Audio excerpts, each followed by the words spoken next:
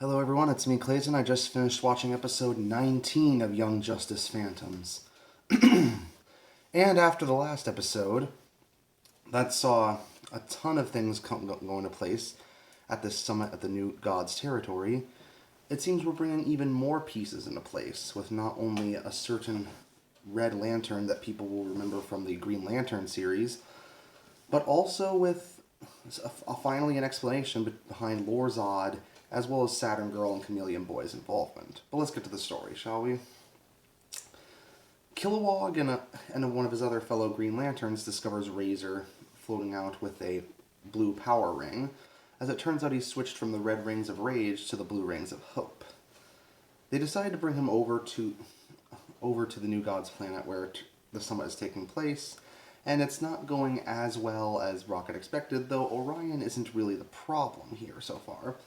Plus, it seems her autistic son is actually going to get a one-on-one aid, which, considering that I got a one-on-one aid when I was a child around Amistad's age, actually does seem like a fairly good idea in principle. Of course, it'll all come down to execution, but I think it'll work. Second, we also see that Razor happens to work alongside Metron, one of the New Gods, to orchestrate the deal between the blue and red rings, and he wants the red ring back. So Metron uses this to his advantage to be able to study the blue ring just like he studied the red. And Saturn Girl and Chameleon Boy explain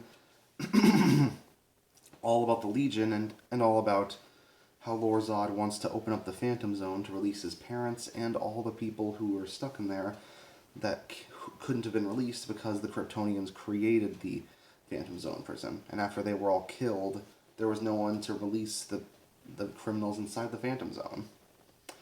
So yeah, Lorzod's motives actually do seem pretty logical, considering that he just wants to see his parents again, and he's extremely angry at the Legion for locking them in there for way longer than they needed to be.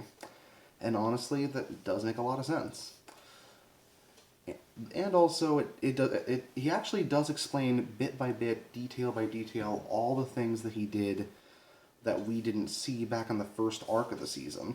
So it actually does reveal Lorzod to be more of a greater scope villain than I initially thought he'd be. And it's actually a pretty clever way, considering there were a lot of misdirects and a lot of mysteries around that first arc that made me wonder what the whole story was behind everything. So, considering that he did that all to kill Superboy, and therefore to remove the existence of the Legionnaires, that actually does imply some good planning on Lorzod's part.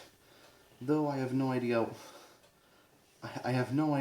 what the former Ignition, Saturn Girl, and Chameleon Boy are going to do to stop him, even with their bioship up and running.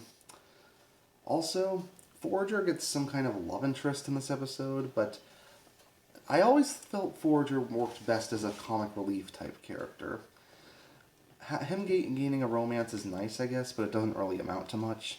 Though, I do think Razor's storyline was the one that got me the most invested in this episode, not just because I remember him from the Green Lantern series, but also because he gets to be an amalgamation of both rage and hope, which makes me think that other Green Lanterns could possibly hold more than one ring if the AIs of Green Lantern rings suggest more than one strong personality trait within the candidate that they choose. Because remember, every single green ring of power has some kind of trait attached to it.